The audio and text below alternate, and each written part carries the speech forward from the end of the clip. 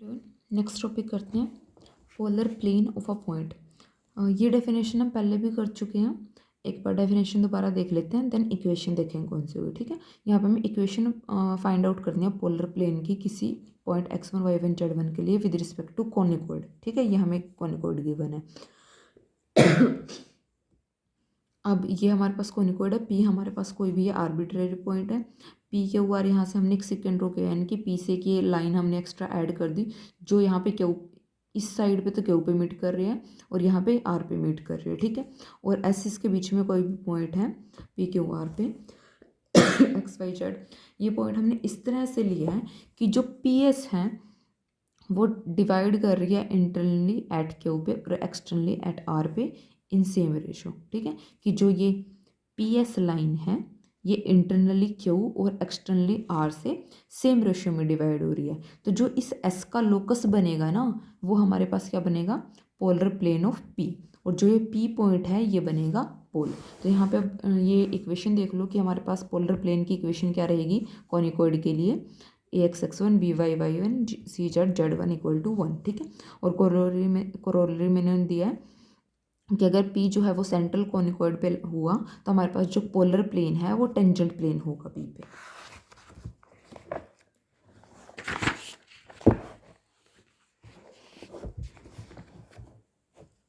Next देखो reciprocal property, if the polar plane of a point with respect to conicoid this pass through a point Q then polar plane of Q pass through P, कि यानी कि अगर P का polar plane Q से पास कर रहा है तो क्यू का पोलर प्लेन पी से पास करेगा। ठीक है, यहाँ पे बस यही देखना आपको कि देखो अगर पी के लिए ये इक्वेशन है हमारे पास, तो हमने कहा कि ये पी क्यू से भी पास कर रहा है। ठीक है, यानी कि सॉरी क्यू से कब पास करेगा, अगर ये क्यू वाला पॉइंट इसको सेटिस्फाई कर देगा। ठीक है, तो यहाँ पे क्यू वाला पॉइंट सेटिस्फाई करा दिया कि अगर पोलर प्लेन अगर हम क्यू के लिए देखें तो वो ये बनेगा, यहाँ पे x2 y2 z2 आएगा, सिंपल है। तो ये तब पास करेगा जब इसके p वाले पॉइंट इसको सेटिस्फाई कर दें।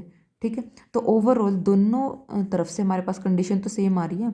तो यही इन्होंने बोला है कि अगर प्लेन पी से पास करने वाला पोलर प्लेन क्यू से पास कर रहा है, तो अगर क्यू से पास कर रहा होगा तो वो पी से भी कर रहा होगा।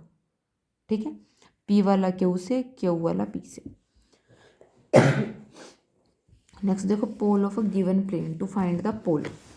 ये हमें कोई भी प्लेन गिवन है, ये कॉनिकॉइड गिवन है, ये हमने आर्बिट्रेरी पॉइंट ले लिया x1 y1 z1। ठीक है, इसके लिए अगर हम पोलर प्लेन की इक्वेशन देखें तो ये रहेगी हमारे पास, प्लेन ये गिवन है।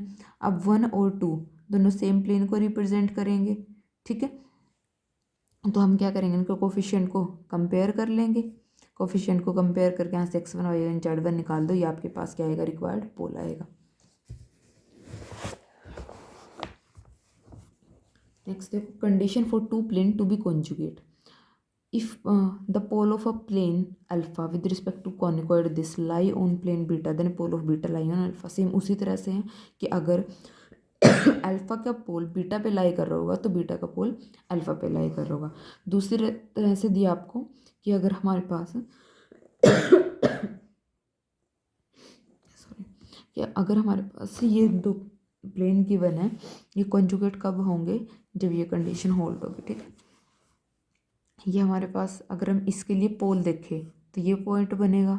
ठीक है, जो कि इस प्लेन पे लाई कर रहा होगा, क्योंकि ये हमें गिवन है कि जो अल्फ़ा का पोल है वो बीटा पे लाई कर रहा है, तो इसका अल्फ़ा इसको नाम दे दो, इसका पोल ये है, ये किस पे लाई कर रहा है, अल्फ़ा का पोल बीटा पे लाई कर रहा है। ठीक है, तो कंडीशन ये बनेगी, ये वाले पॉइंट इस इक्वेशन को सेटिस्फाई करेंगे, सेटिस्फाई करा दिया। ठीक है, तो यहाँ से P1 को मल्टीप्लाई कर दिया, ये कंडीशन बन गई, ये आपके पास होल्ड होगी। ठीक है, तो अगर हम सेकंड का पोल देखें, अब प्रूव करते हैं धन वाला पार्ट, अगर हम सेकंड का पोल देखें तो वो ये आएगा आपके पास 2 आ जाएगा। ठीक है, और हमारे पास कंडीशन ये आ ही चुकी है। ठीक है, ये तो तभी लाई करेगा जब ये कंडीशन होल्ड होगी, और ये कंडीशन हमारे पास आ चुकी है, तो यानी कि इसका जो पोल है वो अल्फ़ा पे लाई करेंगे। ठीक है, या फिर आप क्या बोल सकते हो कि कॉन्जुगेट होंगे अगर ये कंडीशन होल्ड करे। ठीक है, एक ही बात है। नेक्स्ट पोलर लाइन पे कोई कंडीशन दिया कि अगर हम पोलर लाइन में बात करें, if the polar plane of an any point on a line L with respect centre through a line L dash then polar plane of this, कि अगर हमारे पास एल कोई भी लाइन है, ठीक है, इसका पोलर प्लेन एल डैश से पास कर रहा है, तो पोलर प्लेन एल डैश का एल से पास करेगा। लाइन के लिए भी सेम वही कंडीशन है।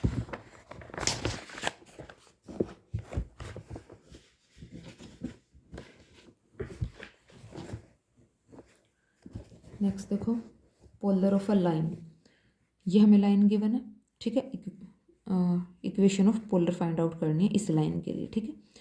ये हमारे पास कोनिकॉइड गिवन है, ये इक्वेशन ऑफ लाइन है, कोनिकॉइड है। अगर हम कोई भी इस पर आर्बिट्ररी पॉइंट देखें तो इक्वल टू आर लेके निकालते हैं ना, तो एक्स वाई जेड ये कोई भी आर्बिट्ररी पॉइंट होंगे, ठीक है। अब ये पॉइंट किस पे लाई कर रहे होंगे, पोलर प्लेन पे लाई कर रहे होंगे, ठीक है। अगर हम इक्वेशन ऑफ पोलर प्लेन निकाल लें इनके लिए, तो यहाँ पे x1 की जगह पे ये वाले पॉइंट आ जाएंगे ना, x1 y1 z1 की जगह पे। इक्वेशन क्या थी, ax x1 plus by y1 plus cz z1 equal to 1। वो कब थी कि जब हम पोलर प्लेन देखें x1 y1 z1 के लिए, लेकिन हम आर्बिट्रेरी पॉइंट जो है वो ये लेके चले हैं, तो x1 y1 z1 की जगह पे ये वाले आर्बिट्रेरी पॉइंट आएंगे, ठीक है। अब यहाँ पे क्या किया, बाकी पार्ट को अलग कर लिया, आर के साथ वाले को अलग कर लिया, ठीक है। तो अब इन्होंने क्या बोला, which for all values of R passes through the lines this, कि ये वाले जो हैं हमारे पास, ये प्लेन जो आया है ये आर की सभी वैल्यू के लिए इन लाइन से पास करेगा। और सही भी है ये किसके इक्वल है, जीरो के, ये किसके इक्वल है, जीरो के। यहाँ पे रख दो, यहाँ पे रख दो, तो zero equal to zero equality satisfy हो रही है। आप आर की कोई भी वैल्यू रखते रहो, यानी कि आर की सभी वैल्यू के लिए ये वाला प्लेन इन लाइन से पास हो रहा है, ठीक है। तो हमारे पास पोलर क्या बनेंगे, ये दोनों इक्वेशन बनेंगे। नेक्स्ट देखो conjugate line, two line which are such that polar of each with respect to conicoid intersect the other called conjugate line with respect to conicoid, ठीक है। कि कंजुगेट लाइन क्या होंगी, कि दो लाइन की एक का पोलर दूसरे के को इंटरसेक्ट करे, ठीक है। एग्जाम्पल देखो इस पे based, find the equation of polar of line this with respect to this in symmetrical form. Line given है, कोनिकॉइड गिवन है, स्टैंडर्ड फॉर्म में चेंज कर लो। क्या है standard form, a x square plus b y square plus c z square equal to 1, इस form में बनाना है। तो क्या करो, x square plus 3y square minus 7z square equal to 21, then divided by 21, ठीक है। थ्रू आउट डिवाइड कर दो 21 से, ये इक्वेशन आ जाएगी। अगर हम इक्वेशन ऑफ पोलर लाइन देखें तो हमारे पास पहली इक्वेशन क्या थी, कि आपको पॉइंट रखना है और इक्वल टू 1 रखना है। दूसरी में हमें रखना है LMN, ठीक है। ये आपके ABC हैं, ये क्या है हमारे पास पॉइंट x1 y1 z1 1 3 -5, ठीक है। तो ये हमारे पास क्या आ गया यहाँ पे, ये तो हमारे पास आ गई, ये फर्स्ट वाला पार्ट आ गया। नेक्स्ट हमारे पास क्या आएगा, अब यहाँ पे ये ध्यान रखना कि यहाँ पे माइनस है, तो यहाँ पे इसलिए माइनस चल रहा है, ठीक है। यहाँ पे क्या आएगा -1/3, ए है 1/21, बी है 1/7 और ये है -1/3। नेक्स्ट में क्या रखना है, LMN, यानी कि जो इसके डायरेक्शन को साइन है, ABC एज इट इज़ रहेंगे, बस डायरेक्शन को साइन आ जाते हैं और यहाँ पे इक्वल टू 0 रहेगा। ये उस इक्वेशन से आया है डायरेक्ट, ठीक है। अब यहाँ पे आपके पास ये इक्वेशन आ गई। अगर हम डायरेक्शन को साइन देखें लाइन 3 के, तो हम इस फॉर्म में इक्वेशन लिख सकते हैं डायरेक्शन को साइन के लिए, ठीक है। डायरेक्शन को साइन के लिए हम ये लिख रहे हैं, तो ये सेटिस्फाई करेंगे, तो इस तरह से हमारे पास इक्वेशन आ जाएगी डायरेक्शन को साइन के लिए। तो अगर हम इसको सॉल्व करें इन दोनों इक्वेशन को बाय क्रॉस रेशो, तो ये वैल्यू आएगी आपके पास, ठीक है। तो डायरेक्शन को साइन जो है वो किसके प्रोपोर्शनल हुए, इन पॉइंट के प्रोपोर्शनल हुए। LMN लेके चले थे इन जनरल डायरेक्शन को साइन, ठीक है, किन के, इन लाइन्स के, ठीक है। तो हमारे पास ये वैल्यू आ गई, तो डायरेक्शन को साइन आगे है। आगे देखो, अब हमें क्या चाहिए,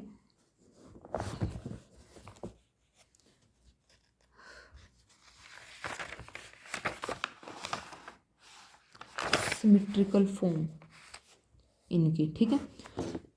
तो उसके लिए पॉइंट भी चाहिए, तो हम कोई भी पॉइंट अगर निकाल रहे हैं, to find a point on the line we take z equal to 0। अब इन पे हमें कोई भी पॉइंट चाहिए, ठीक है। तो इन पे पॉइंट निकालने के लिए हमने क्या तरीका यूज़ किया, कि एक को 0 कर लिया z को, ठीक है। z को हमने अपनी तरफ से 0 ले लिया, आप कुछ और भी ले सकते हो, सिर्फ पॉइंट का फ़र्क आएगा, वो हम अपनी तरफ से ज्यूम कर रहे हैं, ठीक है। लिखा वी टेक, अपनी तरफ से ज्यूम किया कि इन लाइंस पे कोई भी पॉइंट फाइंड आउट करने के लिए हमने z को 0 कंसीडर कर लिया। z को 0 कंसीडर किया तो x और y में आ गई है दोनों इक्वेशन, तो x और y के लिए आप इसको इजीली सॉल्व कर सकते हो, तो जस्ट x और y निकालना है। इन्होंने कैसे निकालना है, यहाँ से y की वैल्यू निकाल ली और इस इक्वेशन में पुट कर दी, यहाँ से x निकाल लिया।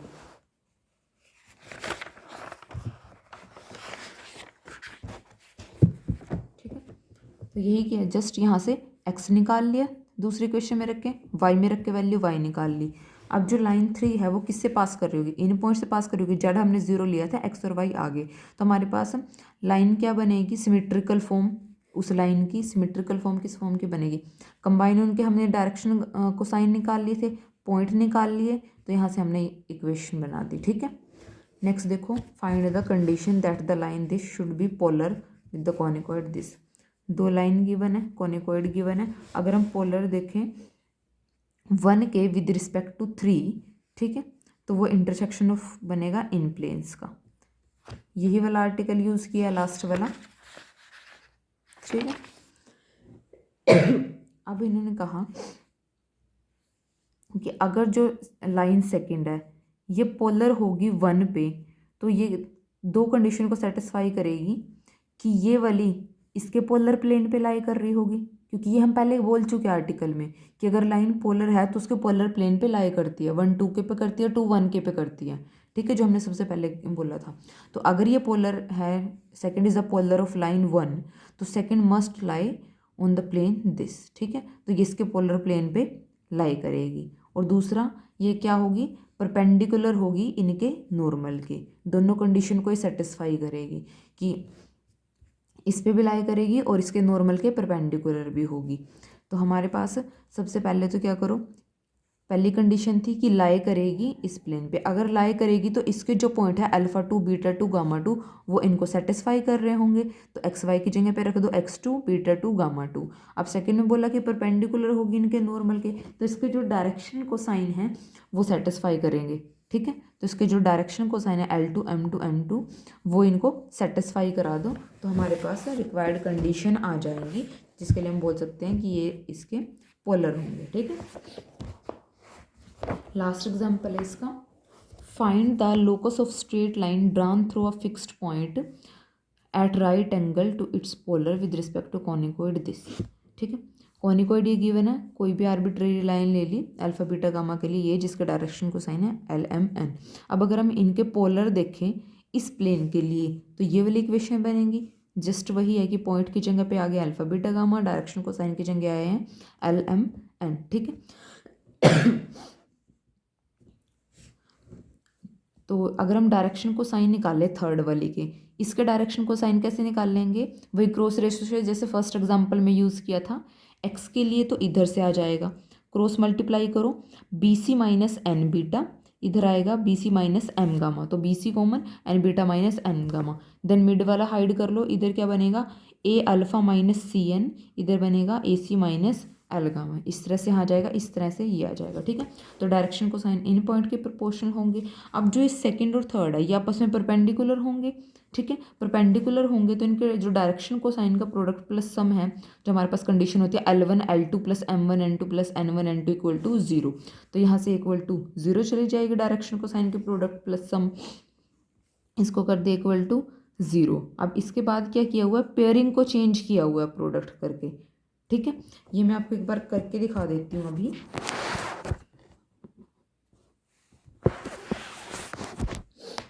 यहाँ पे देख लो, अब इसको मैंने कंप्लीट सॉल्व करके रखा है यहाँ पे।